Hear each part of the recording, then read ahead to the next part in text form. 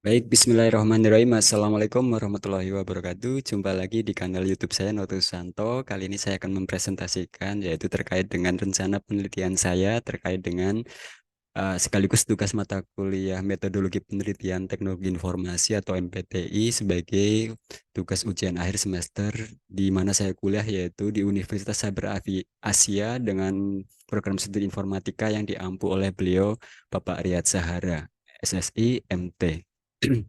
Judul topik penelitian yang akan saya coba angkat yaitu terkait dengan machine learning ya, di mana nanti digunakan untuk memprediksi penyakit ginjal kronis atau PKK atau dalam bahasa medisnya yaitu CKD, Chronic Kidney Disease, di mana menggunakan salah satu algoritma yaitu metode KNN atau K-Neighbor Network, di mana dataset pasien kami atau saya ambil dari instalasi hemodialisa atau instalasi cuci darah di tempat saya bekerja yaitu RSUD Kabupaten Melawi.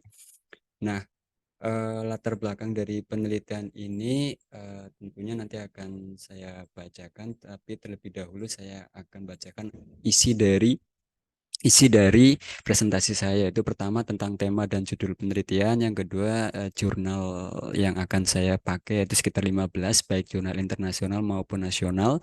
Terus yang ketiga yaitu terkait studi literatur atau literatur review dari jurnal tersebut. Yang keempat yaitu terkait inovasi dan perbedaan penelitian yang jadi bahan reviewnya.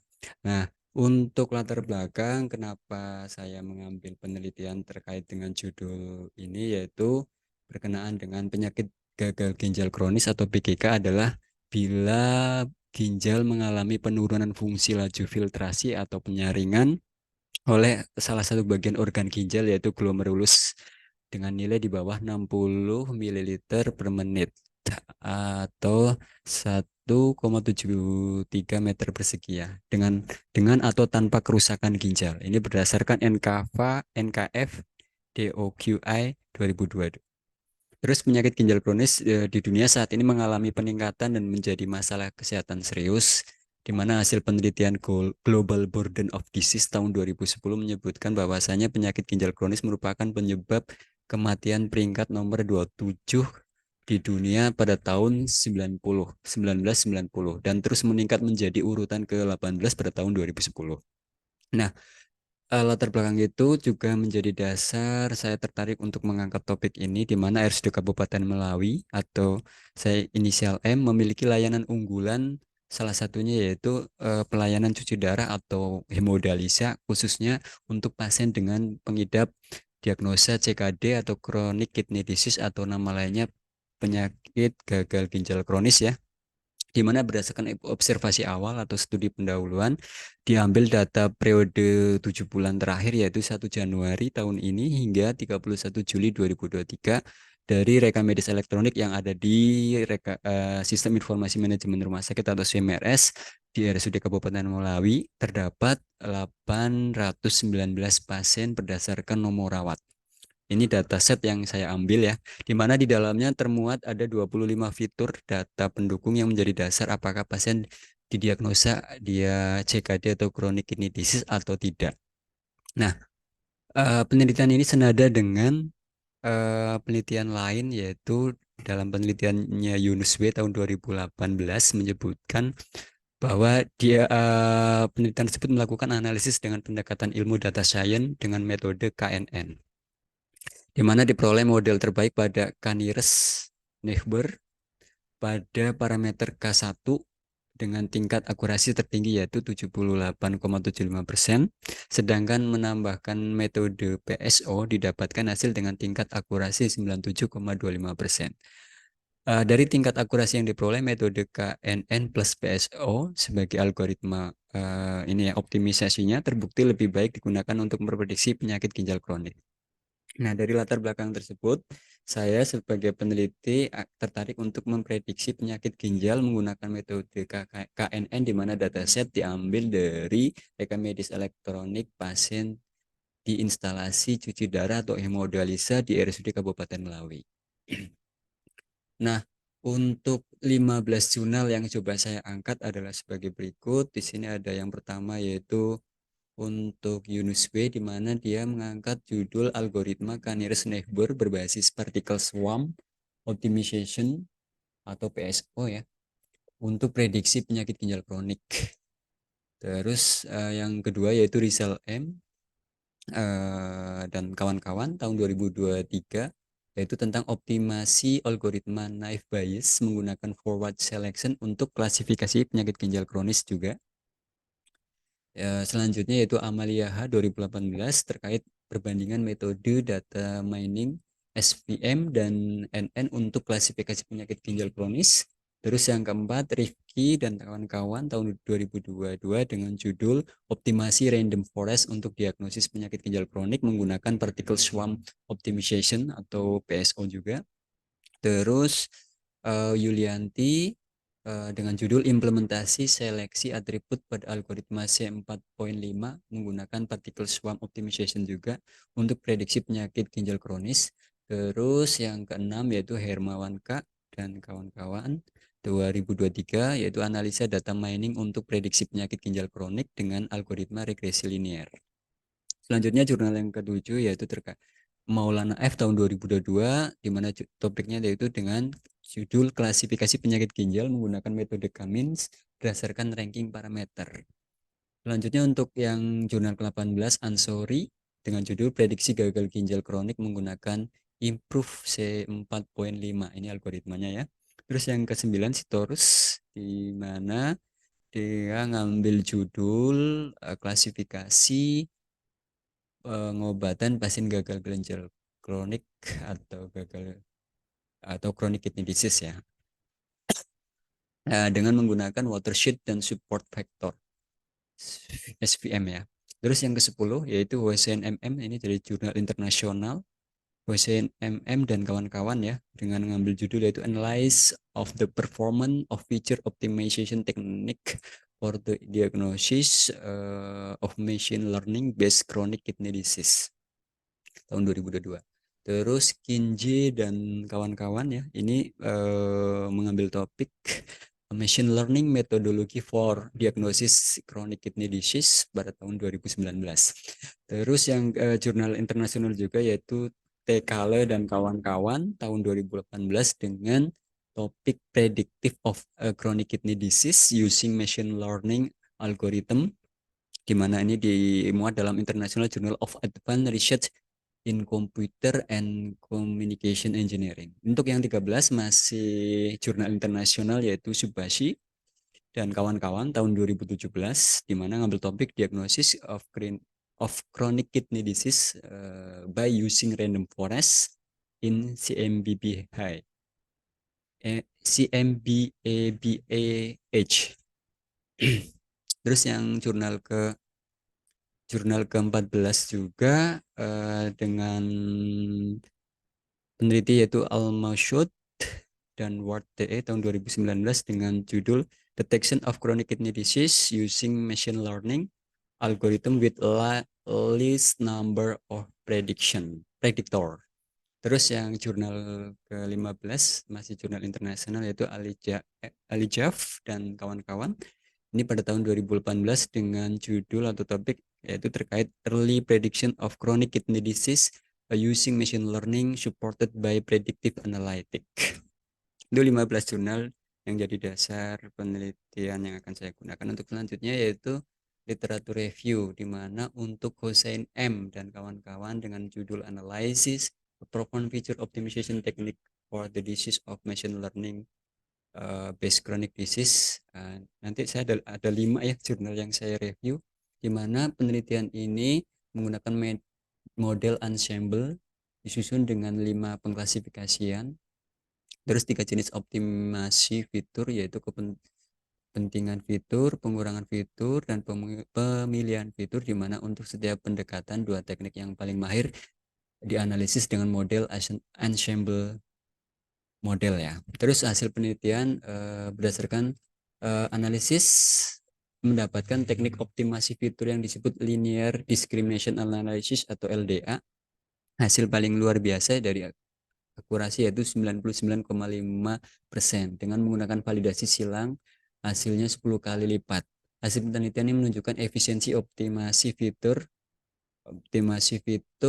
untuk diagnosis CKD berbasis machine learning. Terus untuk literatur review yang kedua yaitu oleh Yunus W tahun 2018, ini dari Indonesia ya, berjudul Algoritma Canires-Neighbor berbasis Particle Swarm Optimization atau PSO untuk prediksi penyakit gagal ginjal kronis, di mana metode yang dipakai yaitu klasifikasi dan prediksi data mining yang diuji dalam penelitian ini yaitu Canires-Neighbor atau KNN, yang dioptimasi menggunakan metode Particle Swarm Optimization atau PSO untuk memperoleh nilai akurasi, presisi, dan sensitivitas yang lebih tinggi. Dari hasil penelitian yang jurnal kedua ini yaitu bahwasanya diperoleh model terbaik pada Canires Neighbor pada parameter K1 dengan tingkat akurasi tertinggi yaitu 78,75%. Sedangkan dengan menambahkan optimization PSO didapatkan hasil dengan tingkat akurasi 97,25%. Dari tingkat akurasi yang diperoleh, metode KNN plus PSO sebagai optimization terbukti lebih baik digunakan untuk memprediksi penyakit gagal ginjal kronik. Untuk jurnal yang ketiga dan keempat, yang ketiga yaitu klasifikasi penyakit ginjal menggunakan metode KMIN berdasarkan ranking parameter. Ini oleh Maulana tahun 2022. Tujuan dari penelitian ini ialah untuk mengetahui parameter apa saja yang paling mempengaruhi pasien penyakit ginjal gagal kronis, di mana ia menggunakan metode feature importance. Untuk feature important merupakan salah satu metode untuk mengetahui parameter apa saja yang paling mempengaruhi untuk dilakukannya hemodialisa, di mana didapatkan 3 parameter yaitu kreatinin, eritrosit, dan ureum. Setelah itu dilakukan pengklasteran menggunakan metode Cummins, di mana didapatkan hasil dari 3 parameter tersebut ialah 38%, 62%, dan 62% dari 3 parameter ya. Oke, terus untuk yang jurnal keempat, Early Prediction of Chronic Kidney Disease Using Machine Learning Supported by Predictive Analytics. Ini oleh Aljaf dan kawan-kawan tahun 2018, di mana penelitian ini mengkaji kemampuan beberapa metode pembelajaran mesin untuk prediksi dini penyakit gagal ginjal kronis. Hal ini telah dipelajari secara luas, namun dalam penelitian ini mendukung metodologi dengan menggunakan analitik prediktif, di mana penelitian ini memeriksa hubungan antar parameter data serta atribut kelas target. Analitik prediktif memungkinkan penelitian ini memperkenalkan subset parameter yang optimal untuk memberi umpan balik ya, pembelajaran pada mesin atau machine learning untuk membangun serangkaian model prediktif. Dan hasilnya adalah dari 24 parameter dan selain kelas ya, diakhiri dengan 30% dari subset yang ideal untuk memprediksi penyakit ginjal kronis. Sebanyak 4 pengklasifikasian berbasis machine learning dievaluasi. Untuk pengaturan machine learning diawasi atau dimonitoring mencapai hasil kinerja yaitu AUC 0,995 dan sensitivitas 0,9897 dan spesifitas 1.